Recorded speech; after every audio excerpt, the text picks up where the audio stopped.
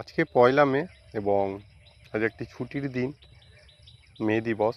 তো আমাদের গোটা ওয়ার্ল্ডেই এটা শ্রমিক দিবস হিসেবে একটা পালন করা হয় এবং সেই দিনেই আপনাদের এই যে থাইল্যান্ড ভ্যারাইটির কলা ফুলটা এতদিন ধরে দেখাচ্ছিলাম। দেখুন বৃষ্টিতে একটু আমাদের এখানে প্রচুর বৃষ্টি হয়েছে ওয়েস্ট বেঙ্গলে, এবং ফুলের থোকাটা দেখুন কত সুন্দর।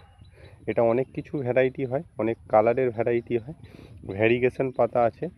তো এই পাতাগুলো দেখুন, ফুলটা মোটামুটি অনেক দিনই স্টে করে এবং এক একটি গাছের গোড়া থেকে দেখুন ঝরে যাচ্ছে, বৃষ্টির জন্য ঝরে গেল।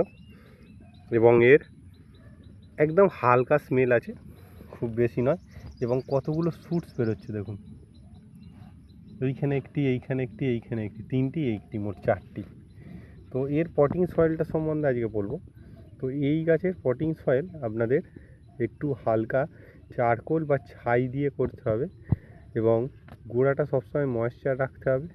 তাহলে কিন্তু এই গাছ 1 বছরের মধ্যেই খুব ঝোপালো, একদম পট ভর্তি গাছ হয়ে যাবে এবং কন্টিনিউ মোটামুটি আপনার 6 মাস এই গাছে ফুল দিতে থাকে। শীতকালটা একটু কম হয়, কিন্তু 6 মাস যদি আপনার অ্যাভেলেবেল গাছ থাকে প্রচুর ফুল হবে এবং অনেকগুলি করে ফুল হয়। এই একটি কুড়ি আছে, এখানে একটি, এখানে একটি, এবং থোকা থোকা হিসেবে।